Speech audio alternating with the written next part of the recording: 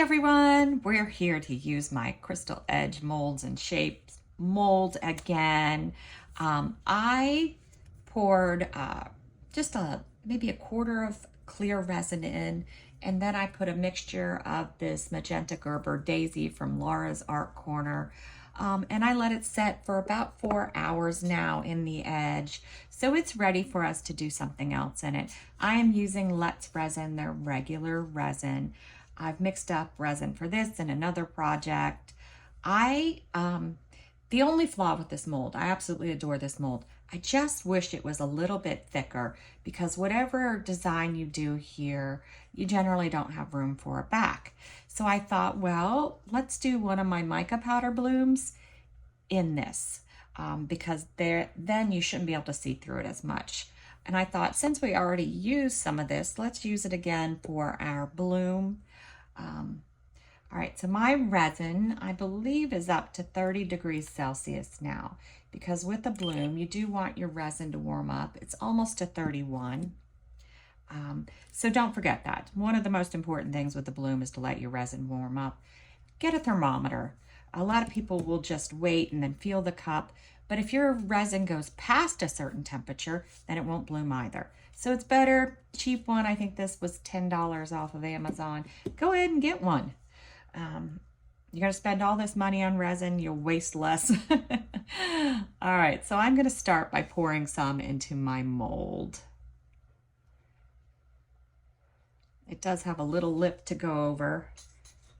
All right, and I want to put about just almost an ounce in each cup. I'm going to put a little more in my white cup because I have another project that I am working on. So I'll need some leftover white to do that. I do look like I stirred it a little too hard and have lots of bubbles. So let's just give it a quick hit with my torch. All right, let's mix up our products. So first, let's do the magenta Gerber. It's a very, very pretty bright pink. I'm not going to use a ton of it. Let's see, make sure you can see. I'll just take some on my little stick.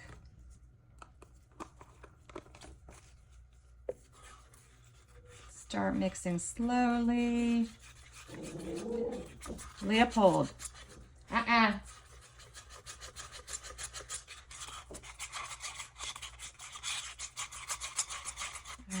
let's get this all mixed up. Very pretty. All right, let's get our white mixed up. I am using Casting Craft today. I've been on a bloom kick lately, but let's go ahead and use Casting Craft. I probably have an ounce and a half in this cup. So I think I'm gonna start with maybe almost 2 ounces. Let's go 12 drops. And even though I do have a new bottle, it still comes out kind of slow. Not as slow as it did before, but still, sorry, somebody's outside. So Leopold has to let his presence be known. And then Esmeralda has to join in. I'm at 8 drops.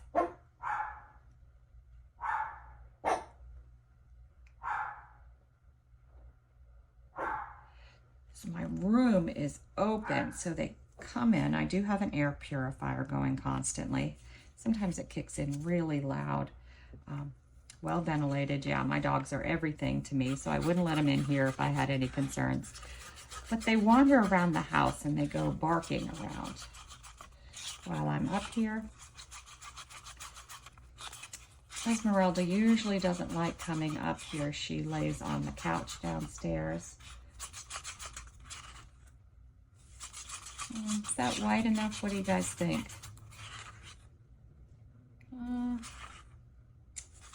I'm going to add another drop because you know how I roll. Maybe 2. I'm going to add 2. I want to make sure with using the mica powder that you can still see the white really well. So I'm doing it a little bit, probably more than I normally would.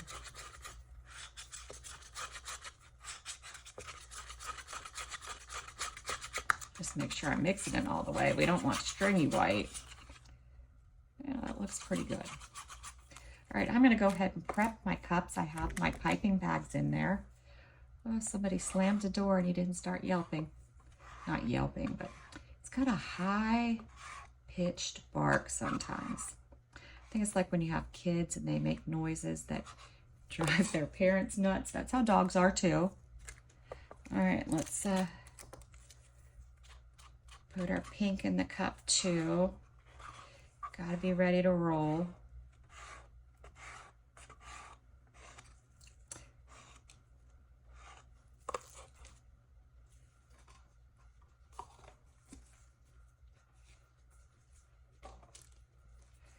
All right, so I think I'm going to start with my white.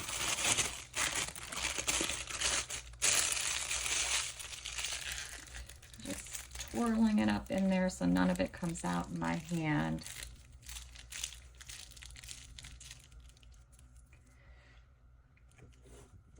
It does slow down heating up once you take it out of your big cup. So I'm guessing I'm probably at 32 right now. I'm gonna need a new pair of scissors soon though, because they've really stopped snipping the bag open. It's they're making just a little snip in it now. But it's coming out of this one really fast, so I think that's okay. I'm gonna stand up because I really want a good circle design. I'm gonna do just an old school traditional bloom.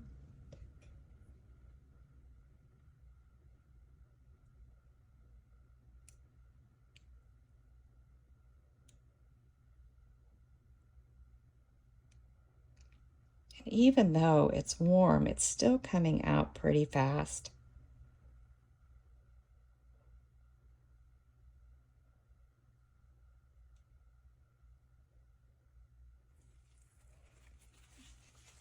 All right, push that off to the side. Let's do our pink or magenta. Moving a little slow today. My white is spreading.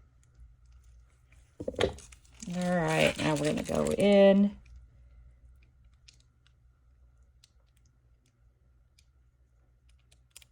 I only left room for one round of my magenta.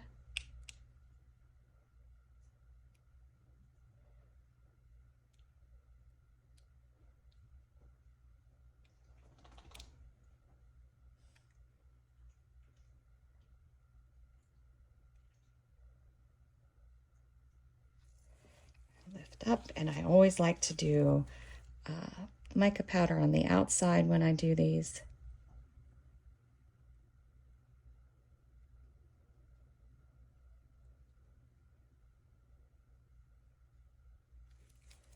All right. Now I think I'm going to go in and do another white circle because it's spread really fast. So if you ever think your white is a little too light, right, that it's blooming too fast, whoops, I dribbled a little, but that's okay. Go through and just do another one, but do it thinner.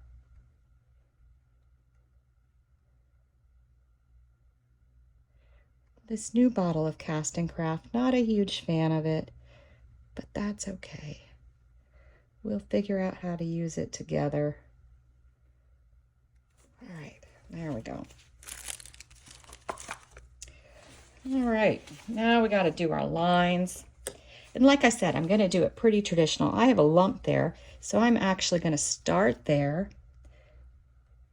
And I'm actually going to do squiggles though. I love some squiggles in a bloom.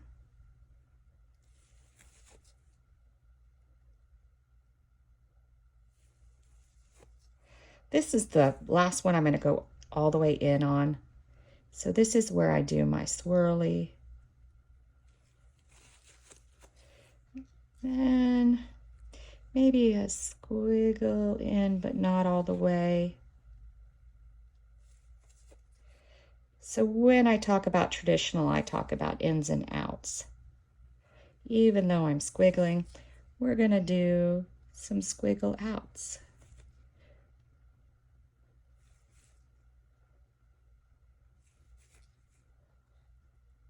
I'm just doing the last like 3 rows.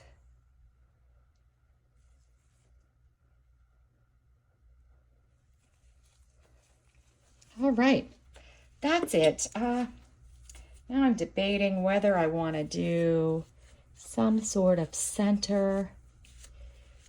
No, I'm not. I don't. No, I'm going back and forth. Back and forth, back and forth. Let's see, I do have some of these. Let me see what else I have. If I have something that looks like it'll be good, we'll go with it. I have all sorts of things. I could go lighter or I could go darker. Let's go lighter.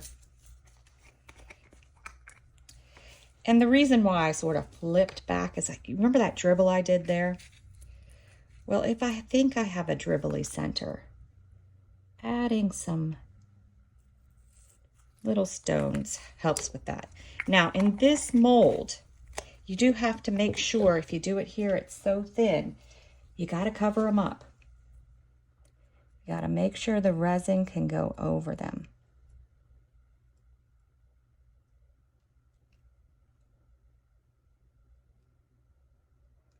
Okay, that will slowly go over it. Okay, perfect. All right, we'll be back when it's time to unmold this. It's going to naturally degas on its own, but if I see any bubbles that I'm concerned about, I'll hit it with my torch. We'll be back. All right, we're back with the mica powder bloom. It's a little soft still, but I'm dying to know what it looks like. So you know me, we're going to open it a little early.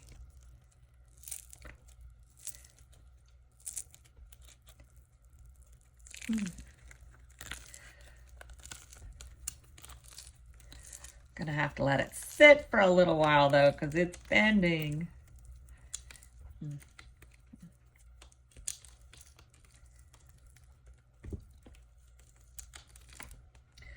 All right, got it out of the mold.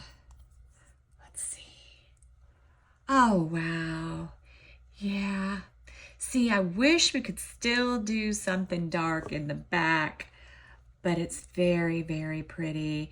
If I just had a tiny more room in that mold, just a tiny bit, I could do a backing. But I'll lay this on a dark back. Maybe I'll paint the back with acrylic, because that would be really cool.